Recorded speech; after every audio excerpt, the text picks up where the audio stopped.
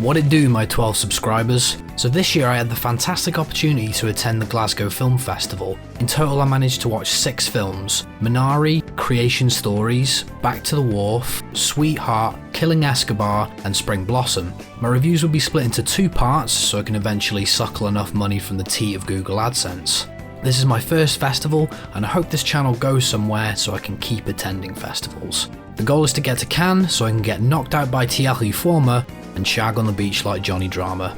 I watched some masterpieces and some absolute stinkers, so there's a lot to talk about. First up, Minari.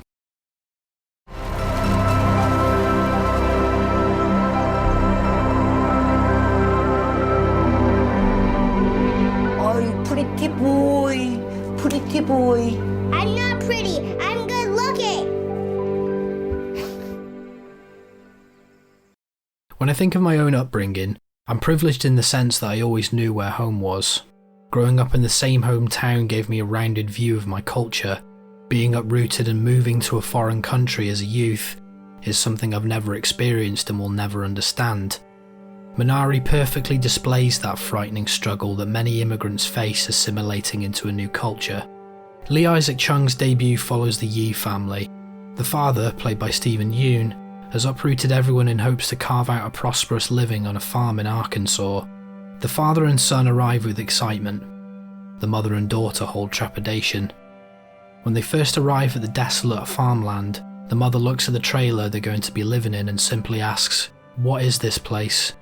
The father replies, "Home." The Yi family are part of the third wave contemporary immigration period. Between the mid-1960s and the mid-1980s, over 500,000 Koreans had immigrated to the US, with the largest settlements being within metropolitan areas such as LA, New York and Chicago. Because of the language barrier, many Koreans worked long hours with little pay to achieve economic stability, working in places with not much interaction, such as convenience stores or, in Jacob and Monica's case, chicken sexing. When the family moves from California, the culture shock and lack of experience is where the film displays its compelling tension. The performances are stellar and honest. Lee Isaac Chung based this film on his own upbringing, and so you can see the history and experience resonate through the eyes of the wonderful Alan Kim who plays David. His inquisitive and charming presence on screen brings light to the economic disparity that the Yi family confronts. He is tested when the family arrange for Monica's mother to travel from Korea. As on-screen grandmas go, she might possibly be one of the greats. Her attempts at bonding with the family in American life are where the film's heart, laughter and tenderness stem. At one point in the film we see her take the children to grow Minari. She explains that the plant has many qualities, resilience and growth potential, which acts as the perfect nod to the generations of Koreans who try to find prosperity in a foreign land. Chang seldom uses close-ups. He utilises more wide shots to exemplify the sense of opportunity and vastness of rural America. We get a sense that Jacob is in way over his head, as he is placed smaller within the frame. Yoon's stoic but vulnerable performance sells this perfectly. When close-ups are used, it's to show important moments for David, like bruised knees and rooting through grown-up sock drawers. These small moments solidify a vision that is subtle and earnest. A sweeping and intimate score by Emile Rossi complements all of this. His work is delicate but dissonant. This is what Chung intended when he described the soundtrack in a recent interview. He wanted to dip between these two worlds seamlessly, and it pays off. Minari is a film about what it means to be American, so it's very confusing why it's been nominated as Best Foreign Language. This is without doubt Best Picture material. It's a delicate and inspiring portrait of family ties and what it means to find a home. This is another phenomenal entry in the cinematic lexicon of the American dream.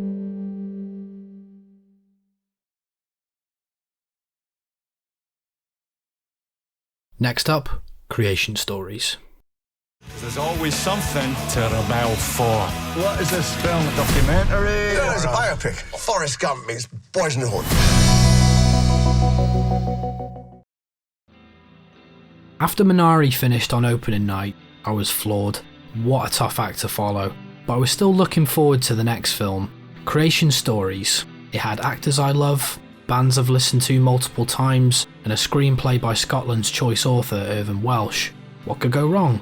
Well, This is the equivalent of having Hendrix come out to perform the entirety of Electric Ladyland, only to be followed by Corey Feldman performing Angelic to the Core. Nick Moran presents us with a confused biopic of Alan McGee, a man who was responsible for giving us such bands as Oasis, My Bloody Valentine and Primal Scream. His painful upbringing, scraping by in London and falling into the acid house scene should be met with genuine interest, but you'll find yourself wondering why you should care about any of this. The film is strung together by an editor who seems to be on the same substances as the protagonist. Scenes inexplicably jump from one to the other with no rhyme or reason. This frenetic energy comes off as annoying rather than intoxicating. The presentation is lazy. Set pieces look like they were cheaply thrown together in a matter of minutes. JPEGs of certain bands and albums look like they were in 144p, so that means the editor must have railed another 2 lines of coke, exported the file and didn't think to go back and check the quality of the stills. It's laughably unprofessional. The only saving grace is Ewan Brynner. His skittish performance keeps the modelled storyline chugging along. The same can't be said for the rest of the cast though. Thomas Turgoose is massively underutilised and Michael Socha is chewing the scenery. At one point Alan McGee goes to see Tony Blair. It's known that the Labour Party got Creation Records to spearhead a media campaign before the 1997 general election. This was to appeal to Britain's youth culture. For some reason, Jimmy Savile randomly turns up. This is possibly to show the corruption and seediness in the UK media. However, it's just shoehorned in and goes nowhere. This also happens with Oasis. A lot of the time is spent on these scenes with Brynner and Suki Waterhouse. They offer no real insight, it just gives unneeded context to the events in McGee's life. This is one of the fatal flaws of the film. It never really gets to the heart of who Alan McGee was as a person. Moran seems more interested in the sensational elements. Musical biopics always seem to tread the same water. They appear as a series of cliff notes, strung together with some semblance of interest and passion. But in reality, you would get just as much insight into their lives by reading their Wikipedia page.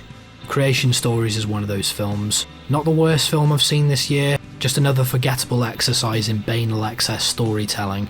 It's like 24-hour Party People if they decided to go home at 10:30. Finally, back to the wharf. 兄弟，陪你照亮光明道路。我这9年被他们父子俩碾压着。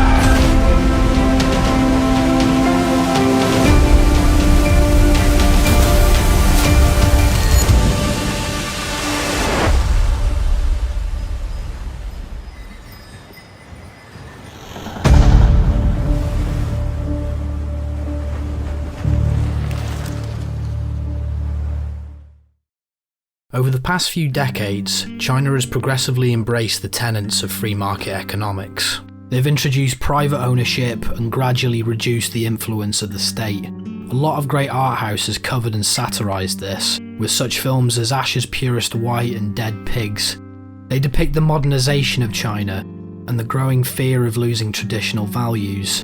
Scenes of outdated infrastructure are torn down, whilst property developers get drunk and dance to EDM. Back to the Wharf is Xiaofeng Li's vision of how the working class is being affected by Chinese modernisation. The film opens with an accidental death by the hands of 18-year-old Song Hao. His fatal mistake is a result of losing a fast track to college. It was given to a more affluent classmate, whose father had the power and influence to authorise it.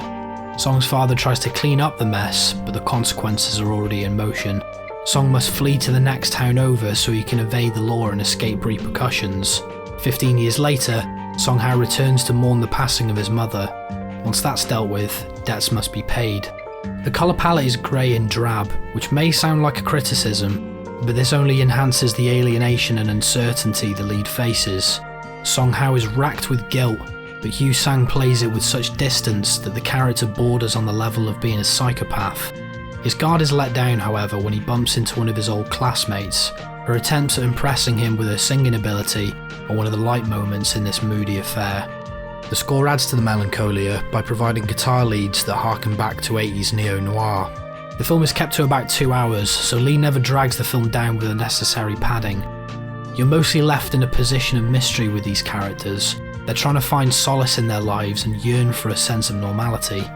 Song's father attempts to do this by starting a new family. He also gets involved with Song's childhood friend. His striking purple suit and boisterous attitude characterises the morally bankrupt generation of young Chinese capitalists. He literally flings money about in one scene, which is kind of on the nose, but it works in the context of his representation. Their shady business dealings propel us into the third act confrontation. Two characters are pontificating about their past mistakes, and it leads to a character being bumped off in the most bizarre way. The placement and circumstance of the death undermined my enjoyment of the film a little bit. It's intended as a way of showing the uptick in hazards due to rapid capitalisation. It could have been handled in a way that left a feeling of intrigue, not confusion. Nitpick aside, Back to the Wharf is a solid third outing by director Xiaofeng Li, a haunting morality tale of how our past transgressions can adversely affect our futures.